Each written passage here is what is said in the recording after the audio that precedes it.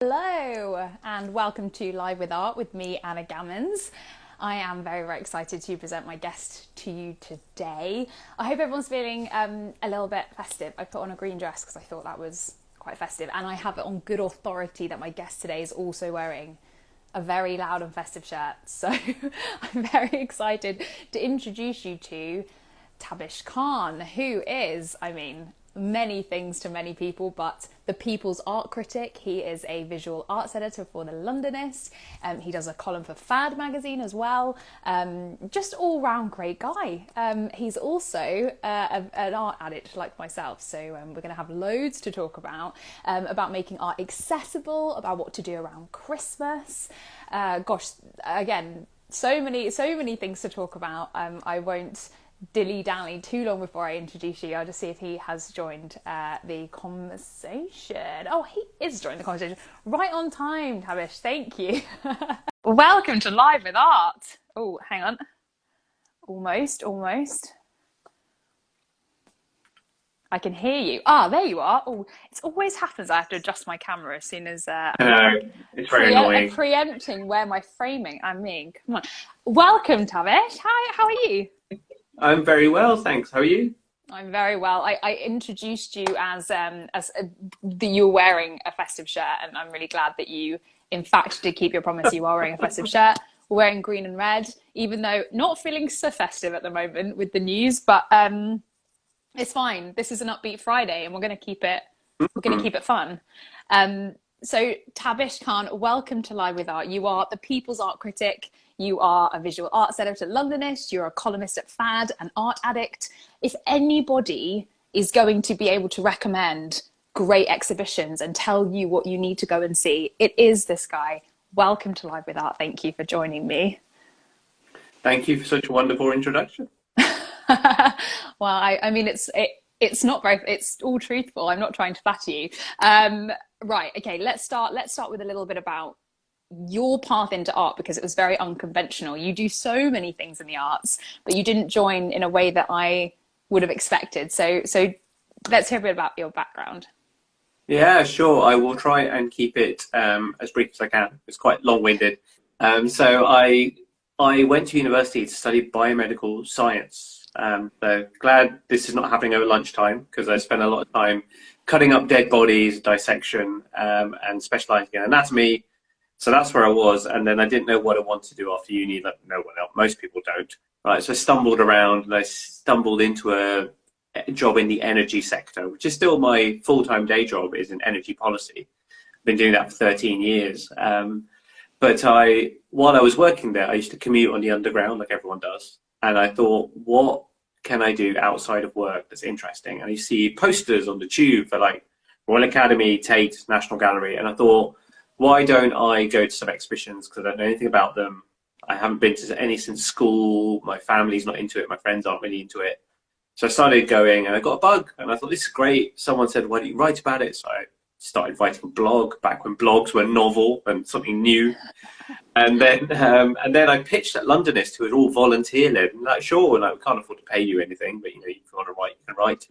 And then I've kind of grown up alongside them, and, 10 years later now, the same posters that inspired my journey now occasionally have a 4-star, 5-star Londonist on it, and it's lovely to see my sort of journey come full circle. And then as for Fad, I just met Mark at a private view one night, and he said, why don't you do a top 5? And I've been doing that for years and years still now. So, and I write elsewhere as well, and it's just been great to see it kind of blossom into a sort of second career. And I also it's one of those happenstance things, right? I wonder whether I just kind of pitched at Londonist and they accepted me, and I wonder whether there's like a sliding doors moment. I was going to say sliding doors, yeah. And there's another tab where I didn't do that, and I'm just your standard office worker, like married with 2 kids who's never really dipped into art kind of thing.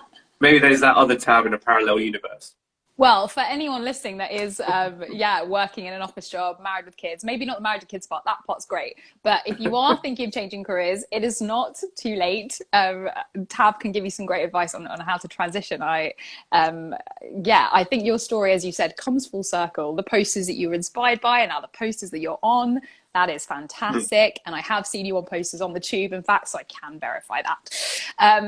Yeah, you do so many things in the arts world. And as I said before, you are an art addict. And in fact, I think the last time I spoke to Tabish, he said that you'd been to something crazy like 300. No, it was more than that. It was, how many exhibitions did you go and see in a normal year? In a normal year. which is the last normal year we've had. It was 1,168 in that year. I mean, mad. That's quite mad. I don't know how you have the time. That's my biggest thing. Like, how on earth do you find the time to go to that many exhibitions? Well, I know you do a couple in a day, but yeah, and I also spend all Saturdays going around galleries, which if anyone who is London based or can get to London easily, you know, I'm always happy for people to join me. You've joined me before, and wandering around galleries. It's just nice to have people with you, and obviously it's just helpful because I've spent years in that world that I can just tell you where all the galleries are and take you to them and say, well, you know, you might discover something new, because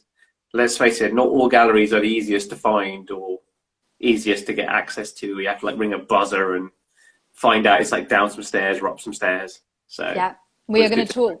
Sorry, I didn't mean to interrupt you. I was going to say we're going to talk about accessibility. That's a huge part of what you do and what you're trying to promote. And I couldn't be more on board with that. So we are definitely going to talk about that. Yeah, we did go to some galleries, and it was such a fun afternoon. And I loved having, you're like a field guide to art. It's fantastic. You seem to know everything about everything, and what's on, where to go, who's the next up and coming artist. And it's so useful because the art world does feel overwhelming sometimes. So again, anyone listening, I am speaking to Tabish Khan, and he is talking to me about art and making art accessible.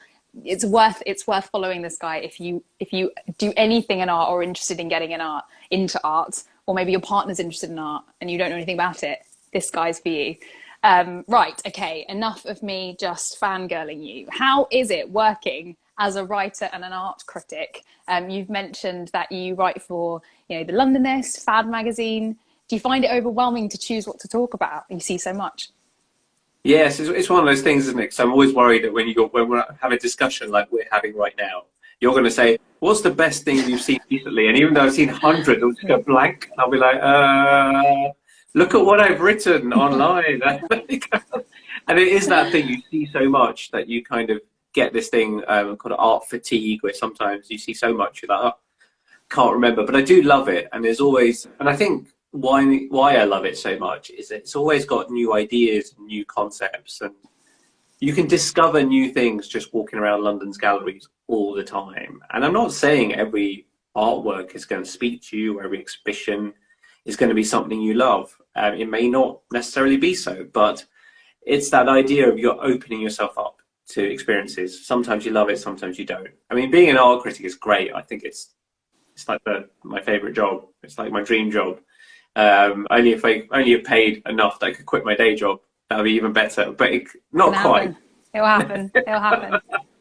But right now, I love it because you do get to do that, and you meet so many interesting people. You know, we talked about whether I became an art critic or not. Well, I know hundreds of people now through art, and who I would never have met. I mean, you and I wouldn't be having this discussion, right, if I hadn't got into art. So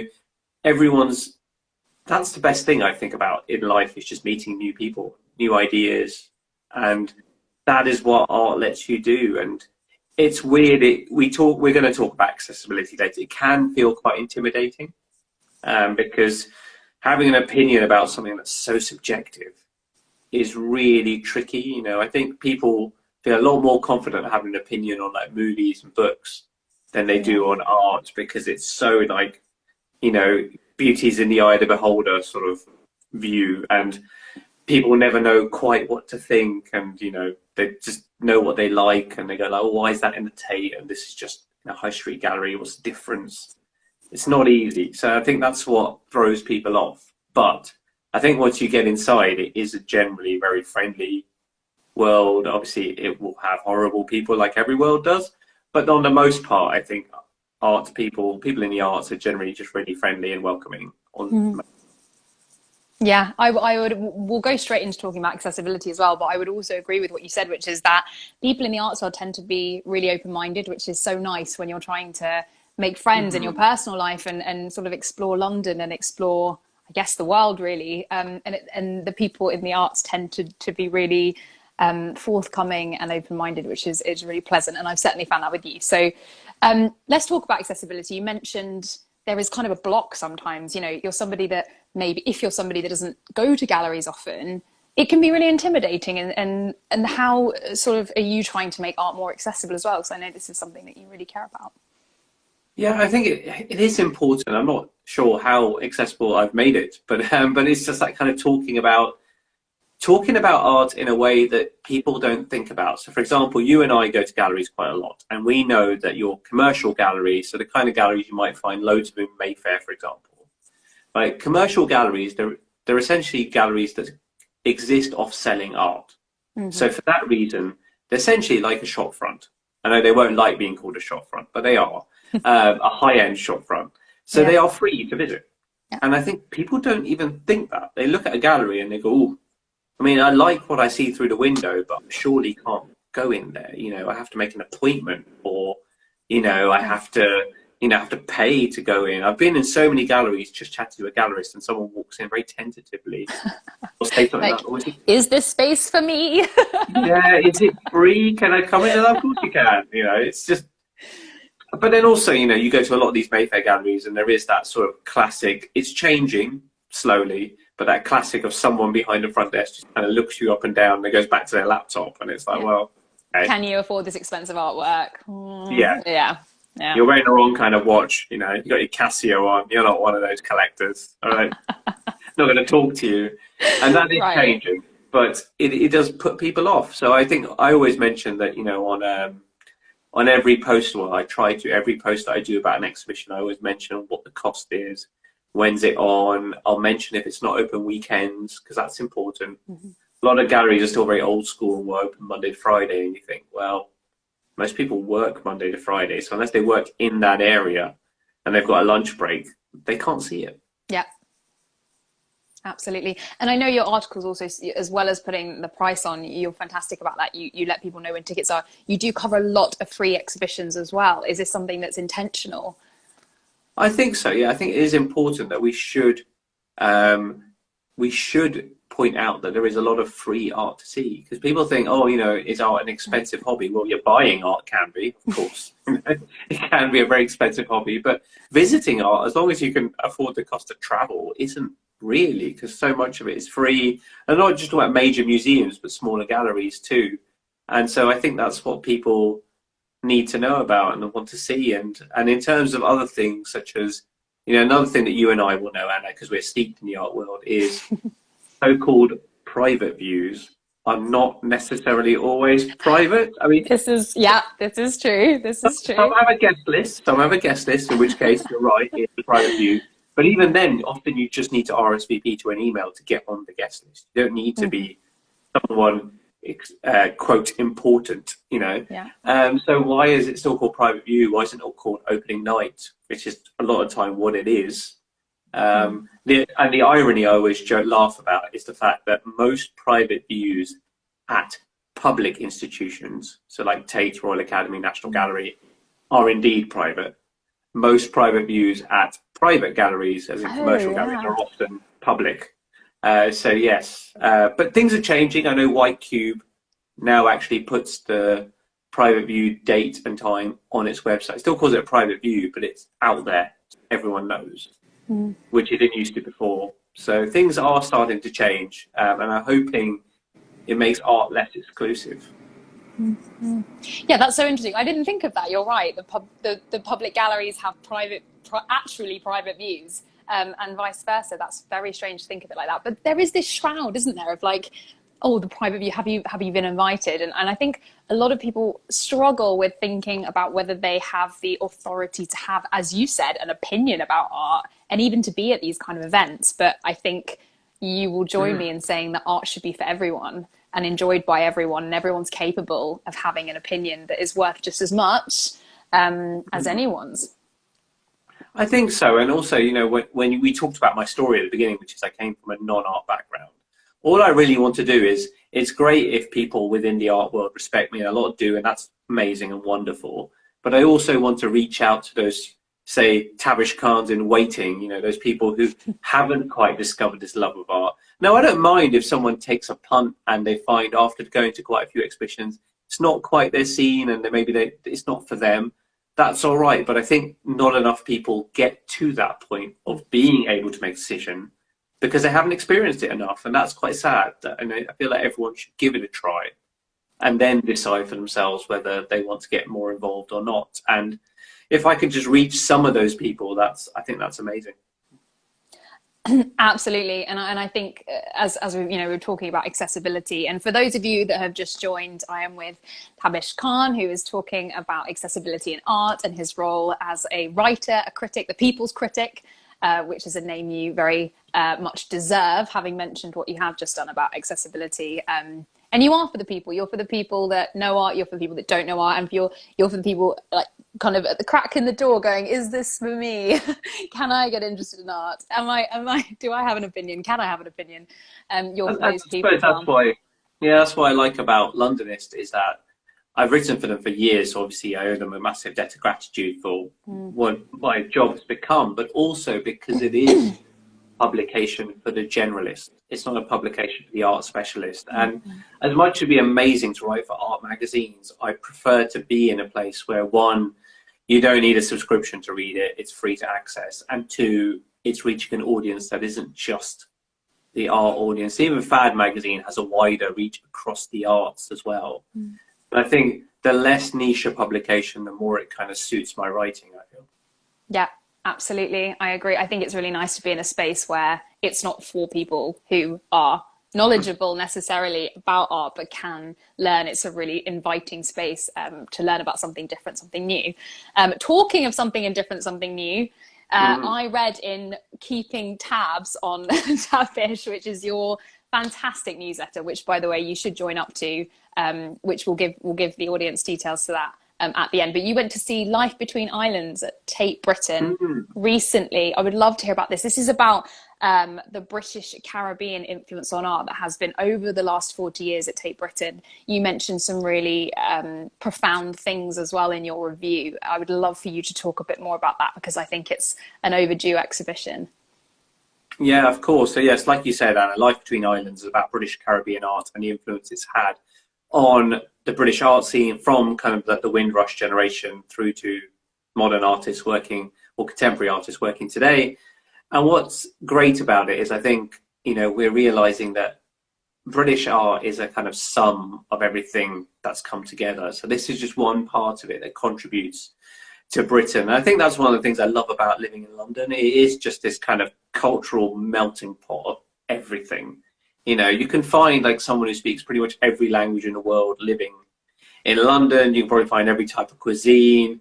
And that's what makes London so great, I feel. And, I know things have been difficult in the last few years with difficult times with kind of Brexit and the rise of nationalism around the world, not just in the UK. But I think it's really important to recognise that, yes, lots of different cultures come together to make British art what it is. And this one is looking from a sort of British Caribbean point of view as to, the experience of like Notting Hill Carnival and how it's evolved, the sort of the early riots that happened, the racism a lot of people faced, the pictures of kind of there's a photograph of a mixed race couple in Notting Hill, quite a famous photograph. And you look at it and you think, my God, back then that was shocking. That that it was a white woman and a black man as a couple, and now you don't need to walk very far in London to see mixed race couples everywhere. So my brother's part of one of my close friends is part of one as well. So it goes to show, yes, difficult times, but it's really hard when you look at today and think, things are difficult, and they are, and things need improving. But it's also important to recognise how far we've come and how things have got better, not just here but in the world in general. I'm an eternal optimist, so for me, it's always recognizing, how far we've come and not looking. obviously recognizing there's still things that we need to address, but also appreciating what a wonderful, diverse culture we live in today. And I think Life Between Islands really sums that up. And I think it's really important for people to see that, to show that, you know, the art that we have today in Britain is very influenced by people from the British Caribbean diaspora. God, I have so many things to say. Firstly, you're so refreshing with your positivity. I feel like we all need that. Give me more positivity. I loved your review of the exhibition. It is on the Londonist. I always call it the Londonist. So read the full breakdown of what Tabish really, really enjoyed. I also think it's important that the institution, the Tate Britain, has this exhibition on. It's a big, you know, it's a big gallery, and I think we need to see more of that, right? Like the Barbican, Tate Britain, Tate Modern, the National Gallery, you know, all these really big institutions acknowledging this fact that we have, as you said, a melting pot of cultures, and they're doing it better now, which is fantastic, and really displaying the best of what Britain is. And I felt like this is what you were saying in your review. Yeah, it's tricky. It's tricky for museums actually right now. I don't want to be too defensive of them, and I do love museums, but they are obviously trying to get better at this. And it is a very difficult world where you've got the sort of the art world, which is generally quite liberal in its left-leaning in its thinking, who wants the museums to move a lot faster. And then you've got a lot of sort of elderly patrons who are slightly worried about it moving too fast, and they always have to play this kind of middle game where they're like, let's make nobody happy by staying somewhere in the middle. And it's just, you're stuck in that kind of bizarre place where, you know, what do I do, or what's the right thing to do? And you know, everything is evolving so fast that museums do have to keep up, but they're having to keep up in a world where they plan exhibitions 3-4 years in advance. So I think people talk about this is a perfect exhibition to tie in with Black Lives Matter, and it is. But it would have been conceived well before the Black Lives Matter movement. I mean, things might have changed since then, but it's been work in progress for years. So most museum exhibitions are, and I think people don't always appreciate it. Some take 5 years from conception to realization.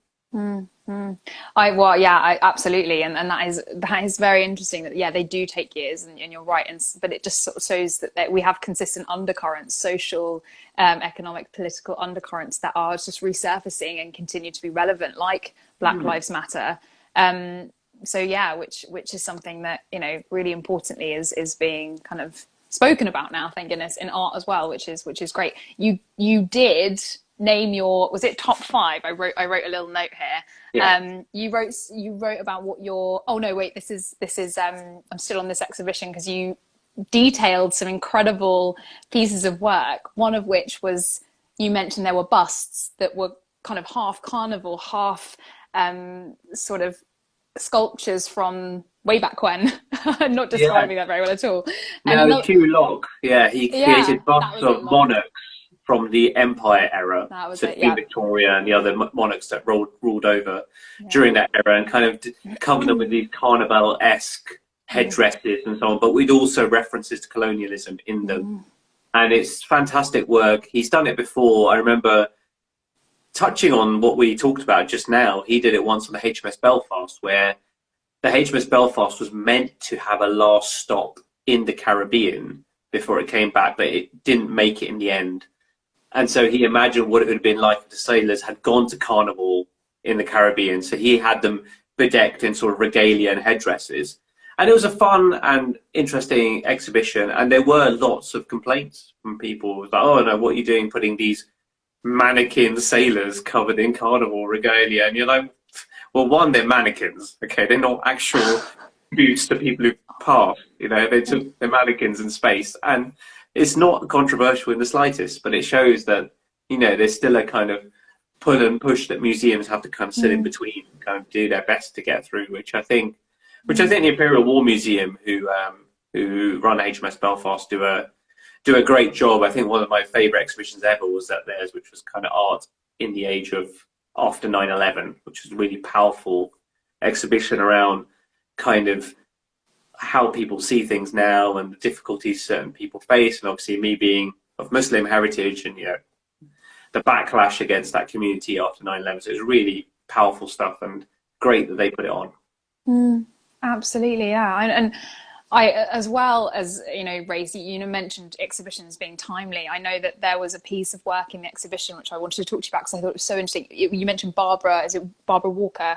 And she did these drawings of like lockdown life, where she was sort of, is that right? She was on a bed, and I'm due to see this exhibition. I haven't seen it yet. Oh, no, Barbara Walker's in Life Between Islands. That was in one of my top fives. Oh, that was it. Okay. Gotcha. I'm getting myself That's at confused. Le Man Mopan in Cromwell Place. Yes. Yes, that was it. Okay, right. Let's pretend that I didn't mix those up, and we'll go. Tabish very kindly for Fad magazine. It was for Fad, wasn't it? I believe. Did a Christmassy top 5, which, if you're anything like me, I do love Christmas so much. I've already explained my dress, and it's been a struggle to feel as Christmassy as I would like to at the moment. But Tabish is helping us. So Tabish, can you talk about your top 5 Christmas exhibitions to see? And if anyone is, vaccinated, feels safe enough, and galleries are open still, should definitely go and see these. So. Yeah, I should warn you. Yeah, some galleries do close. I think today is the day a lot of commercial galleries close and reopen on the 4th of Jan.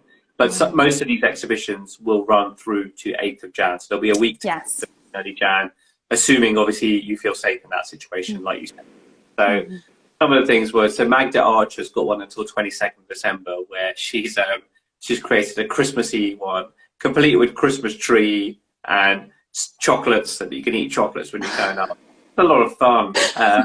And all these kind of paintings, which are almost like little memes joking about how life feels. There's this little girl with her under the covers saying, "Is it over yet?" Which feels like a very much a 2020 relatable, so relatable. Or 2021, actually. You could argue. I did joke with a gallery that should be your New Year's Eve post, surely, on Instagram. That is it over yet? But it's fun, and I think people don't think of art as fun, which is a shame. And David Shrigley is the other one in there. He's got the Mayfair tennis ball exchange, which is a exhibition where you can take your old tennis ball, decorate it however you want, and put it on a shelf and take a new one instead. And anyone could do that with their old tennis balls. Just walk out and exchange your tennis balls. And that exhibition is a lot of fun. And it helps that it's in Mayfair, where you think, oh, everything's very serious and posh, but there's a place you can walk in and switch tennis balls. Did you switch a tennis ball? I would like to know what you put on it. Do you know what the thing is? I think all my old tennis balls are at my parents' place. I don't think I've got any here, so I didn't have one. But I wanted to. Yeah, it'd be great to do. And also, it's not just fun. It also remarks on our current day culture, right? Where we're so used to trading in. We get rid of old things for new things, and we normally have to pay for it. And this, you're actually getting something new for old for free. Yeah. And it's the old one that's more valuable to him than the new one, which is not the world we live in, right? Where we all send in our phones and get like 50 quid and then pay 500 or £1,000 more just to get a new one. So it's a kind of knock at consumerism. So that's quite fun as well. Yeah, absolutely. And you're right. And being in Mayfair as well, where, in the heart of where all the fancy shops are, where, people will be buying their new Chanel things, I'm sure, this Christmas. Not me, but others. A really interesting place to talk about consumerism and talk about the value of things as well. And also, as you mentioned, the hierarchy of art in a place which is kind of known for its being a well-off part of London. I don't know another way to say it really, but yeah, really interesting. There were a couple of others that you went to as well. We've covered 2. I would love to cover them so that if those who haven't read your Fad article can go and see something Christmassy as a pick-me-up, which we all desperately need. Yeah, I mean, some of the other exhibitions, maybe less Christmassy, but they're just as great. I think there's Henrik Aldalan, who's an oil painter, like a traditional figurative painter of beautiful faces that are almost kind of dissolving into the air around him, and bodies kind of contorted around one another. And he's even gone further with somewhere blowtorch the canvas. But it's at a gallery called JD Malat in Mayfair. One thing I've always liked about the gallery, they do something really, really simple, which is the door is closed because obviously it's freezing outside, so to keep it there inside. But they'll, like, a really simple thing is there's a sign on the inside that just says open. And it's really simple things like that that make people look at it and go, oh, I can go in. I don't have to be someone very important to go into this very expensive looking place. I may not be able to afford to buy one of his works because I'd love to, but I don't think I can afford his works. No. But I can go in and enjoy it. So that's really important. And I think, you know, people should feel like that. And the other one we mentioned was in Cromwell Place, which is, for those who are not familiar, it's a 4 kind of Georgian houses in South Kensington knocked together opposite the Natural History Museum. It's for galleries to kind of rent spaces whenever they want to show exhibitions. And one thing I always say lovely about Cromwell Place, one of the nicest front of house staff you'll ever come across. Whenever you go in, so nice. People on front desk are lovely and all super chatty and friendly, and it's just one of the nicest experiences. And they always have different exhibitions changing.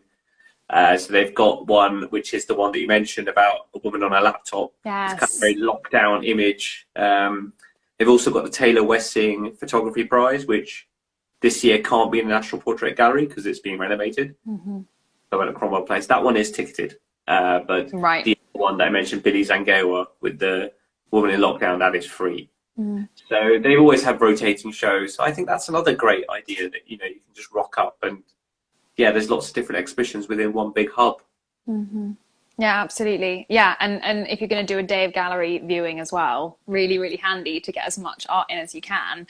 And I always think going to an exhibition straight after one another is really nice, because you take what you have seen from one exhibition, you take it on to the next one, and you can see things in a very different way, which is nice, and challenge your own perspective on things, which is, I think, quite a nice way of viewing.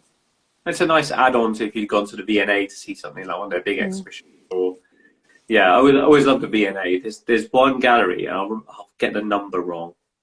It's called the Temporary Ceramics Gallery, but it's so tucked away in a separate wing that you can only get to by a certain lift, that it's like, no matter how busy museums are, that one is always quiet. No one knows how to get there, and it's lovely. Like, you know. Wait, now you've told everyone. Now it's going to be.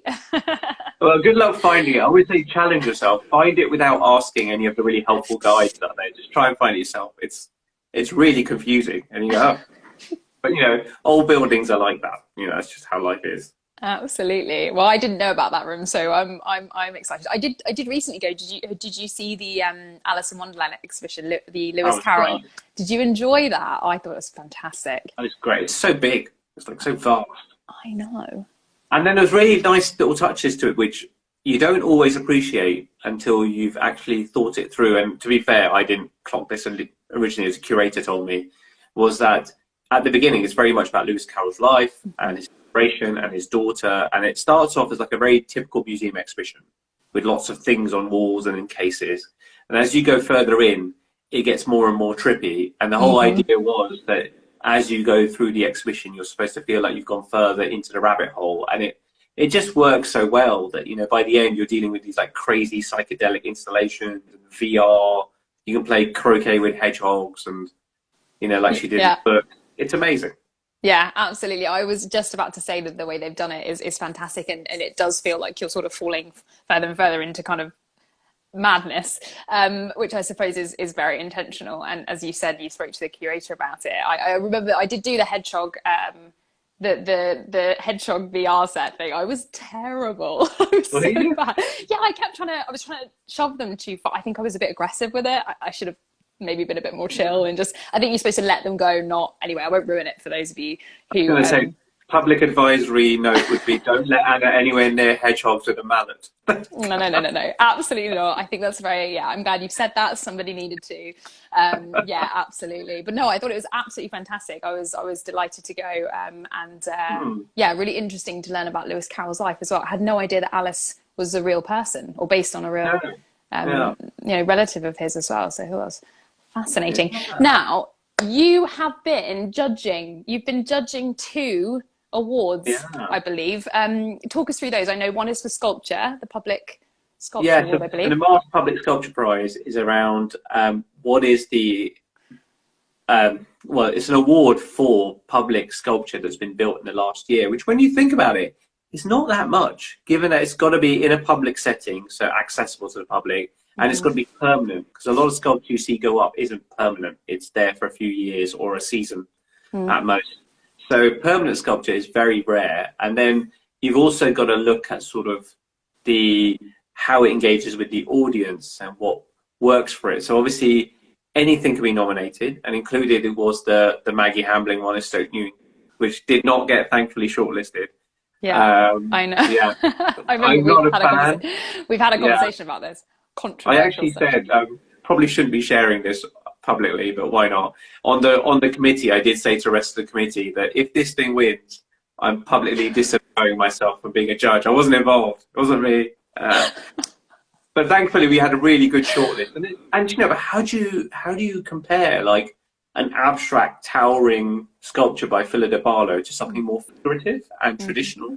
It's really hard. And in the end, with the winner we went with wasn't just because it's a great sculpture. It's why Hazel Reeves with Emmeline Pankhurst in Manchester Square. In Manchester, in Public Square. And the reason we went with it was it's just engagement. It's in the centre of Manchester. And it was like, you know, people went to visit it. And this wasn't staged by the artist. We just went to visit on our own backs. And you could see just like women shopping who just stopped to suddenly admire this sculpture and then talking to their daughters about it. And that makes me so happy. Yeah, and the artist submitted a lovely video about sort of young girls talking about how inspirational it was. And I think that's what nailed it for us, was it was just a really good sculpture, but it was also right in the heart of a city where it can influence the maximum people. And that's what public sculpture is about, isn't it? That's what you want it to be. So as much as there were brilliant other nominees, that I think it was a solid winner. And then we also had to do awards for sort of conservation and also for fountains, which is always a very limited category because how many new fountains are there? Wait, this is so interesting. I didn't know there was one for fountains as well.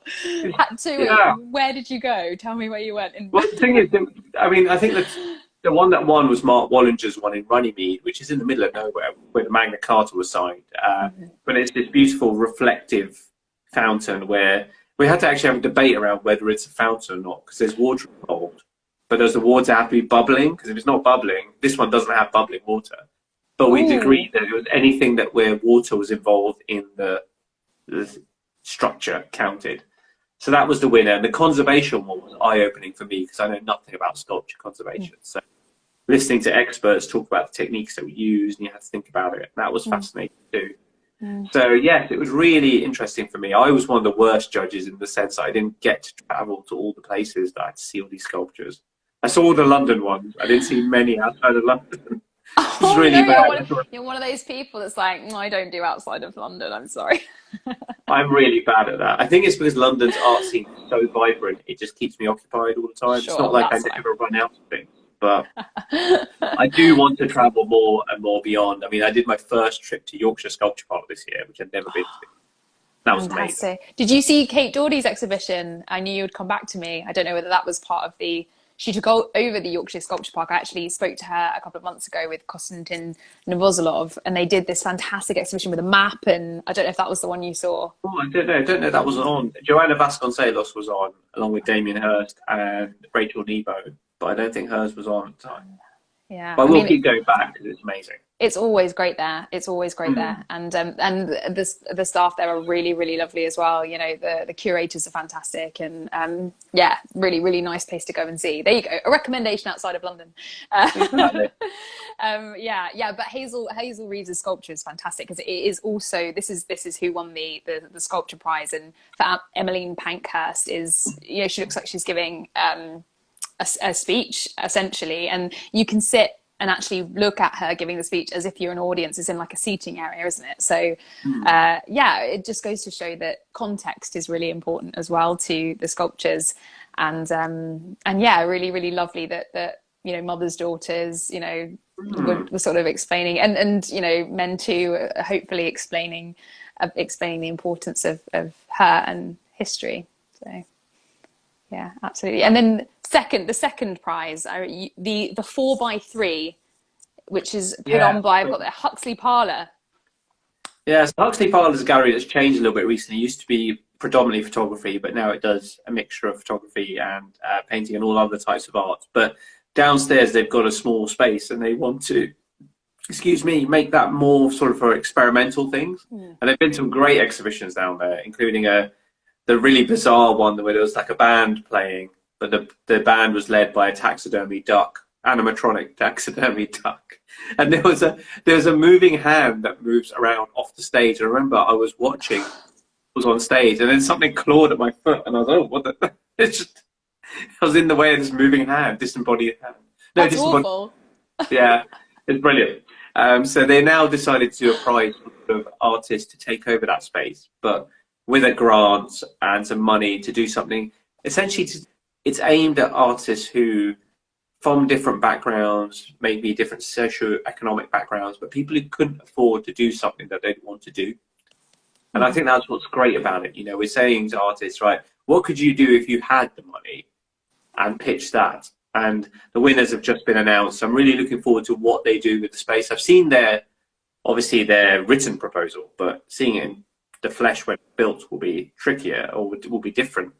But I'm really looking forward to that, because I think, you know, I think all artists have that kind of dream project they do if they have the money, but most have that level of funding.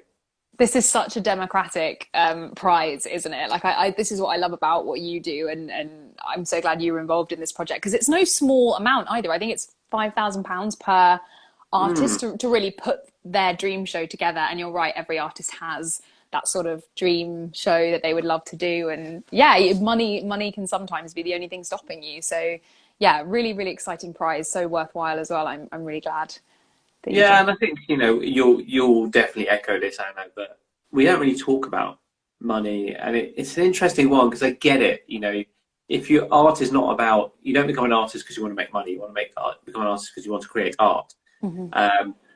So people say, oh, we shouldn't talk about money, but ultimately artists are people who need to, like, you know, eat and drink and live in a house, and they need to pay bills, and you know, we need to talk about the fact that if we don't talk about money, then you just end up with art being, you know, children of wealthy parents in the art world. And it's quite sad that, you know, the jobs in art aren't very well paid either. And that's why there is this kind of, we lack diversity in art, because why, you know, if you're from a difficult background and, you know that you'll be a burden on your parents till you can start affording paying your bills, well, why wouldn't you go into a sort of more stable financial career like accountancy if you're able to, then go into art, which you love, because it pays so poorly? You can understand why there isn't diversity in the art world for that reason.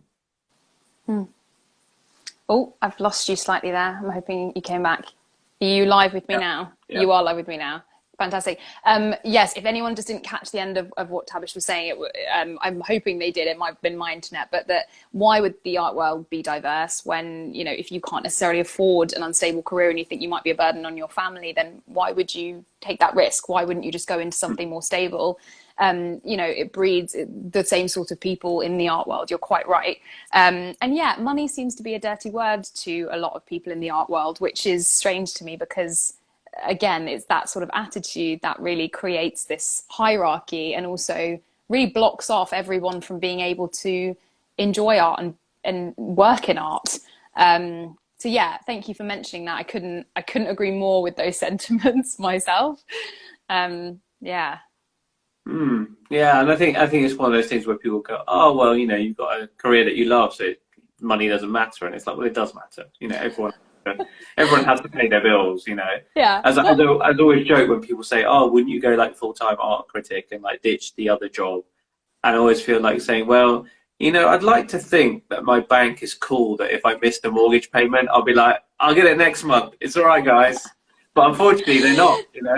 Yeah. Thank you for saying that, because I think it's truly, it is like, I don't know what world, I mean, the other end of the world, I suppose, people are living in when they say like, yeah, why, you know, why don't you just give it up and do art full time or whatever, to those to people that are sort of struggling, or yeah, people need money. We need money to pay our bills, and if you don't have bills, then fantastic for you, but most of us do.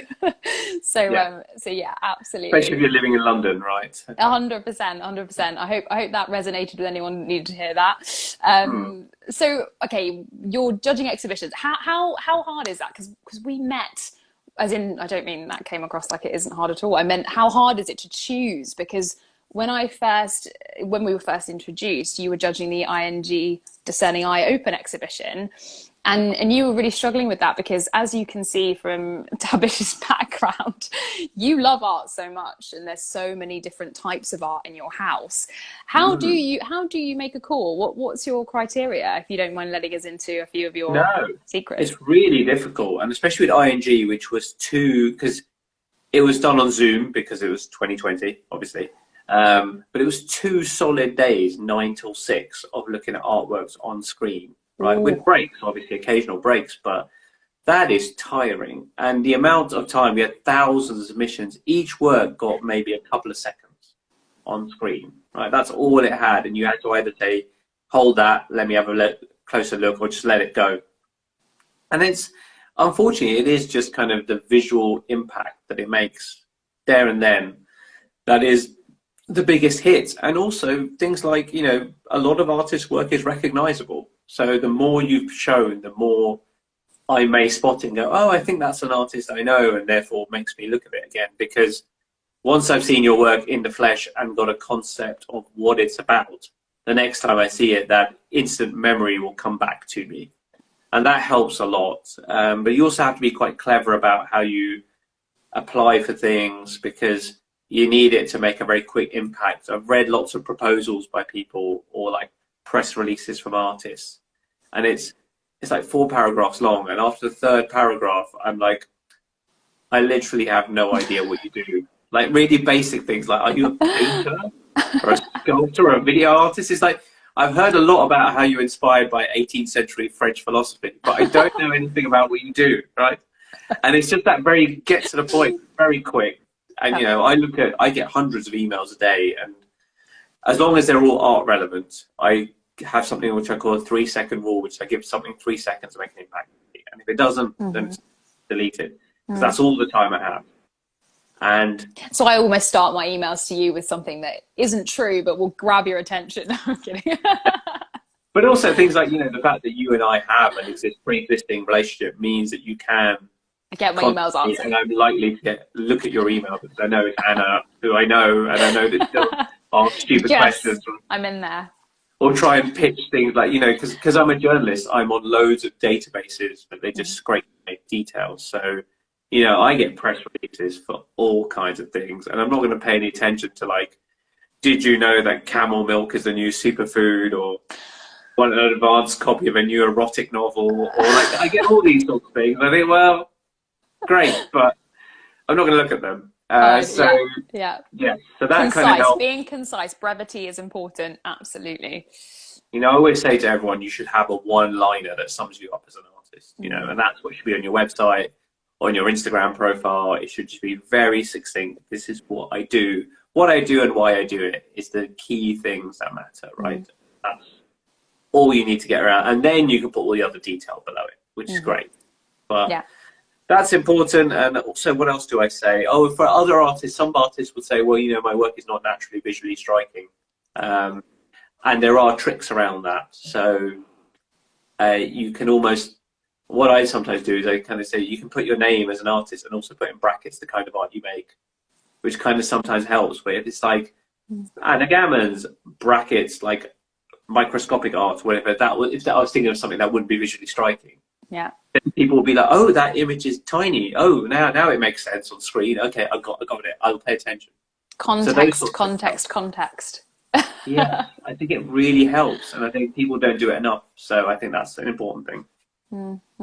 Well, I mean, you're clearly very good at judging, because you've been asked many times to judge many different things, and I hope we'll see you judging many things in the future, because you are again one of the voices of diversity and also accessibility in art. So I'm delighted that you are at the forefront of judging these things. I actually really enjoy it as well. I think it's just that kind of thing, you get a platform, and obviously everyone's view is different, right? And that's the thing I always remind people, like, if I don't pick your work in an exhibition, well, I'm just another human being with a subjective opinion, right? I'm not saying I'm right. I'm not saying I'm I've got the best eye. I just have I have a set of eyes that knows what it likes, and I kind of look for it, and I try and be as diverse as I can in my choices, but I'm not perfect. So that's what I say to people who do. When you get rejected, you don't need to take it personally, because next year, for example, ING, they change their judging panel every year. So this year you didn't appeal to anyone on the panel, well, next year you may well appeal to everyone on the panel. So, and some of them were interesting elements were when more than one of us liked an artwork, we'd have to do a bit of like negotiation. I'd be like, I'll take that one. I like that. Oh, that's, yeah, I think I remember you telling me that in the process. Or, you know, if one person loves it, one person hates it, you know, the drama's always, you know, half the fun of it. But it is interesting. Artwork can be so polarizing like that. But it can also bring us together, you know, as we've spoken about many times before.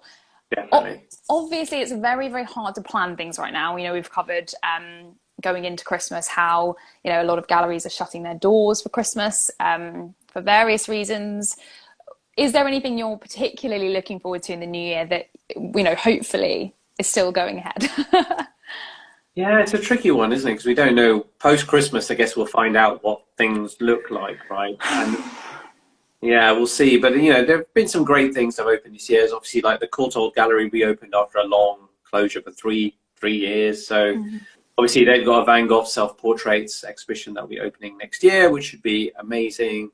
British Museum has got an exhibition on Stonehenge, which is, for anyone who's visited Stonehenge, the kind of takeaway you always get from Stonehenge is that nobody knows what it's about. Like you go there and you're like, nobody has any clue that what was going on. That was my doorbell. I don't think it's anyone important. That was hilarious. I thought that was your phone ringing, and I was like, that's the best ringtone I've ever heard. That's the intercom system. It's very, very loud. Right, right. The thing about Stonehenge is, though, the fun of it is walking around and then with all the ridiculous theories you come up with about why the stones are there. That is part of why people go, right? The theorizing. Yes, and I think people don't know. So it's like, well, that will be interesting to see what British Museum, because they often come up with something new. I remember like the Vikings exhibition they had, which was that they weren't actually that good at fighting. Like you found out that they lost as much as they won. It was kind of, oh, okay. It's just that this myth has been passed down that there'll be these like giant Norsemen fighting. Our history has been founded on the glorification of these heroes. So I mean, I don't know why you're trying to be controversial about it. Yeah, so I think that'll be interesting about Stonehenge. And yeah, it'll be interesting to see what happens. I've obviously got all those blanks now where it's like, oh, I can't remember anything that's happening. But stuff that opened this year that's still on next year. I mean, I love the Faberge exhibition at V&A. And V&A just do very high production values on all their exhibitions. Great. And obviously Faberge eggs, I think it's just like one of those things that's in like, everyone knows about it. Pop culture, isn't it? Faberge egg. It's like this thing of rare value, but you actually get to see them and see how intricate they are. And it's amazing. Yeah. Absolutely. I laughed about the Faberge exhibition because my dad spoke to me the other day. He was like, were you on like Turkish news channel? And I was like, talking about Faberge, and I was like, I think I was. So they Why was your dad was watching the Turkish news from Turkey? Is your dad Turkish? No. So Turkey have a international English-speaking news channel called TRT World. That is on, and my dad always loves going through all like the obscure news channels to see what he likes to take a different view on everything. You know what other people talking about. I can see where you get your kind of attitude from. I love it. Yeah, so I often do bits of camera to Associated Press, who are the guys who sell their footage to news channels. So often you can find me on random things like, you know, talking about Nero translated into Italian or Spanish. But yeah, why not? Yeah. So good. A man of many talents. I am endlessly impressed by you. Yeah, I think there's also, I know I'm going to see I've already booked the Titanic exhibition. I'm looking forward to seeing that actually. My review went live today. Did it? Yes. Fantastic. So timely. It's huge. That exhibition is absolutely huge. Is it? Okay. It's one of those ones where they kind of, it depends on where you stand on this, but they kind of in between a kind of museum exhibition where they've got lots of artifacts and it's fascinating stories, but also trying to make it quite cinematic and sort of more, you know, oh no, I think I'm all about it. I think I'm about it. I think I'm about that. Some people like it, some people really hate it. They're like, no, I want some dry academia. Just don't get me wrong, I love Dry Academia as well. But I think, yeah, no, I know I'm all about that. That was my more kind of pop culture-y exhibition that I wanted to go. I was hoping there'd be some kind of music, maybe a Celine Well, Dion. just to warn you that you need the audio guide, because all the information in the audio guide, and it often have the instrumental version of that song, and you won't be able to get it out of your head after you leave the exhibition. Like, it will start playing this up. Oh, it's just always on loop anyway. That's how I live my life. I think I probably, in my review, I think I went as far as to saying that once you leave, you'll hear the song wherever you go, whether that's near, far, wherever you are. Yeah. Again, the people's art critic, guys. I cannot express that enough. So great, so great. All right. I think that's great, isn't it? Like, I did Mayfair Sculpture Trail. I did a voiceover for it once, and I made references to like movies like The Matrix and Inception, and it's like, well, why can't we talk about that sort of stuff when we talk about art? So why does art always have to be related to Wittgenstein or, you know, all that sort of ancient philosophy and history? It can't. Of course, culture has a part to play. You know, children who grew up in the 80s and the 90s are obviously going to be inspired by what they saw on TV or what they listened to on radio. Absolutely. And more, you know, our history is, you know, as we move further and further, you know, into the kind of, well, further and further sort of, we're not really moving that far away from when, you know, television was invented. Film, you know, had its heyday, and it still is now, and we're evolving and developing technology. So I absolutely agree things should be incorporated. It's our history now, isn't it? So it's as academic as any other type of history. But yeah, no, I'm in it for the music. I'm in it for the fun as well. As you said, art should be fun, and what are we doing if it's not, you know? Exactly, definitely. Absolutely. Right, Tabish, I'm going to ask you the important question, which is, where can those of you who have seen Tabish live, seen what he's about, enjoyed everything he had to say, which I can't imagine anyone didn't, and would like to follow what you're up to, you know, read your newsletter, where can listeners go? Definitely. So I'm on, as you all know, on Instagram and Twitter at London Art Critic, and my website is tabish-khan.com. And there you can find links to all my publications in Londonist and fadmagazine.com, as well as a link to subscribe to my newsletter, which is called aptly Keeping Tabs. Used to be called something boring called like The Week in Art. And then someone on Twitter I know said, why don't you call it Keeping Tabs? And I was like, that's brilliant, I'll take it. So I did. But yes, that's a newsletter of kind of everything I've written, but also everything that's going on. And in keeping in line with all the pop culture references, I also want to make sure it's not just about art. So my newsletter also includes like movie recommendations or book recommendations, articles that I'm reading. So I want to make sure that art is part of the wider conversation and not just a little insular bubble of art. So that's all the website. And I think that's everything for me. And obviously, like I said, well, when the world returns to normal, if anyone wants to join me on a I'm waiting. Wandering, I know. You're more than welcome, because that's what I do every Saturday, going around galleries when I can. And as I said, as somebody that has joined Tabish going around galleries, it is a very fun morning, often on Saturdays, and you get to see far more than you think you did. I like that you you kept the pace. You were like, we're gonna see some great things today, and you know, my attention span is like this big anyway, so it was a very enjoyable time. Do you take him up on his offer if you would like to? You're gonna get so many emails now with like, oh no, you haven't given your email address. Maybe Instagram DMs. Yeah. Keep it short, guys. Keep it concise. Yeah, definitely. Tabish, thank you so much for joining me, and it's been such a pleasure. And I wish you a very Merry Christmas as well, and a very, very Happy New Year, or a festive season. Sorry, for those of you who don't celebrate Christmas, a happy holiday season. And for those of you that can be with your families as well, I hope you have the best time. If you can't be with your families, then I hope you're at least doing something really fun with someone else, or if you're on your own, also watch the most terrible Christmas films you can, because that is a great time for all. Thank you so much, Tabish. Thank you. Bye. Thank you. All right, thank you so much for watching Live with Art with me, Anna Gammans. It has been an absolute pleasure speaking to you on this Friday, and I hope you'll join me after Christmas for me to be talking to some other fantastic guests. Thank you so much. And feel free to share, follow what I'm up to as well. And yeah, thank you so much for joining me. Oh, Tabish, sorry, you were there the whole time. I was doing my outro. Thank you again for listening to Live with Art, and yeah, have a very merry holiday season. I'll see you back in January 2022.